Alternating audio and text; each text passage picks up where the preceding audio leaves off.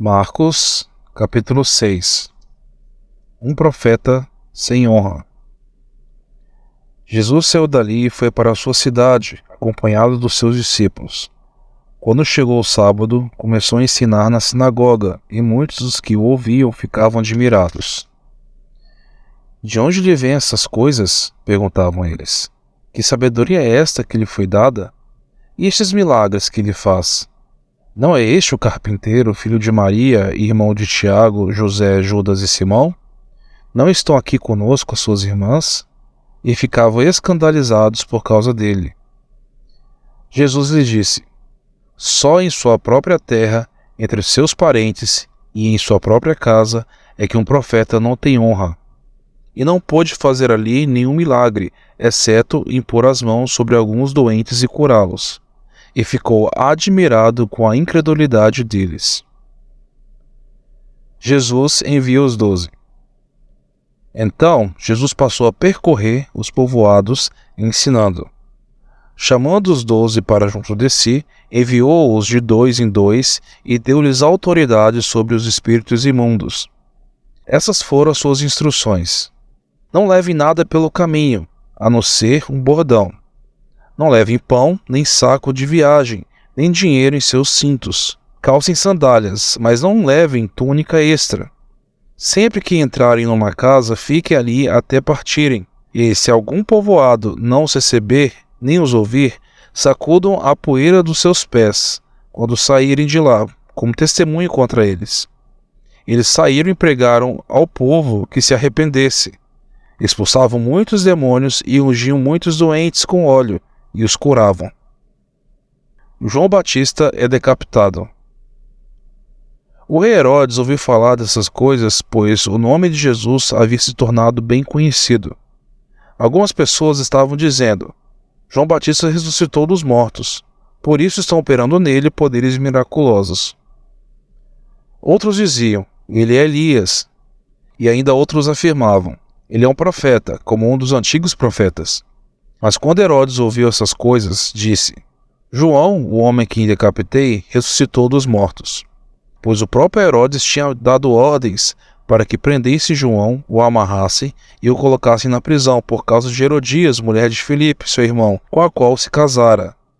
Porquanto João dizia a Herodes: não te é permitido viver com a mulher do teu irmão. Assim, Herodias o odiava e queria matá-lo, mas não podia fazê-lo, porque Herodes temia João e o protegia, sabendo que ele era um homem justo e santo.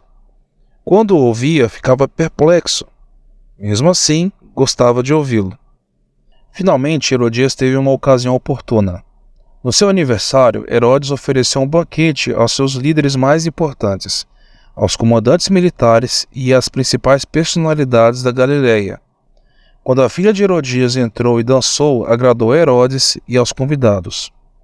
O rei disse à jovem: peça-me qualquer coisa que você quiser, e eu lhe darei. E prometeu-lhe sob juramento: seja o que for que me pedir, eu lhe darei até a metade do meu reino.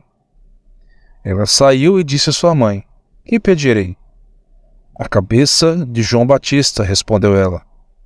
Imediatamente, a jovem apressou-se em apresentar-se ao rei com o pedido: desejo que me des agora mesmo a cabeça de João Batista num prato. O rei ficou aflito, mas por causa do juramento dos convidados, não quis negar o pedido à jovem. Enviou, pois, imediatamente um carrasco com ordens para trazer a cabeça de João. O homem foi, decapitou João na prisão e trouxe sua cabeça num prato. Ele entregou à jovem, e esta deu à sua mãe.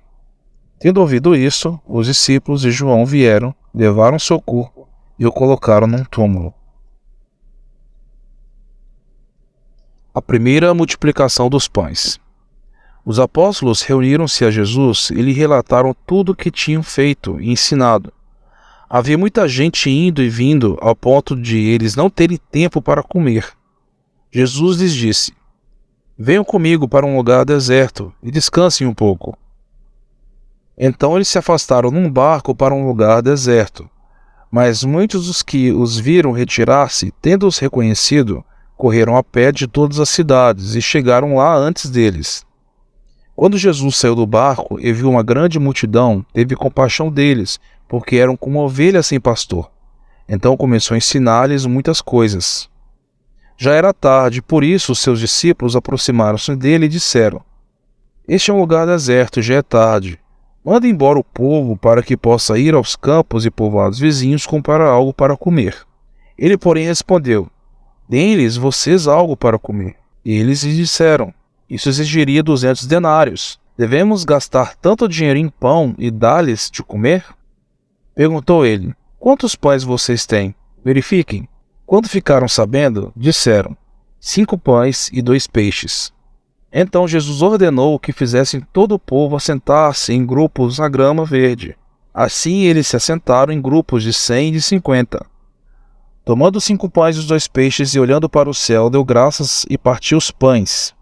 Em seguida, entregou-os aos seus discípulos para que os servissem ao povo, e também dividiu os 2 peixes entre todos eles. Todos comeram e ficaram satisfeitos, e os discípulos recolheram 12 cestos cheios de pedaços de pão e de peixe. Os que comeram foram 5.000 homens. Jesus anda sobre as águas. Logo em seguida, Jesus insistiu com os discípulos para que entrassem no barco e fossem adiante dele para Betsaida, enquanto ele despedia a multidão. Tendo-a despedido, subiu ao monte para orar. Ao anoitecer, o barco estava no meio do mar, e Jesus se achava sozinho na terra. Ele viu os discípulos remando com dificuldade, porque o vento soprava contra eles. Alta madrugada, Jesus dirigiu-se a eles, andando sobre o mar, e já estava a ponto de passar por eles. Quando o viram andando sobre o mar, pensaram que fosse um fantasma. Então gritaram, pois todos o tinham visto e ficaram aterrorizados. Mas Jesus imediatamente lhes disse: Coragem, sou eu, não tenham medo. Então subiu no barco para junto deles, e o vento se acalmou, e eles ficaram atônitos, pois não tinham entendido o milagre dos pães.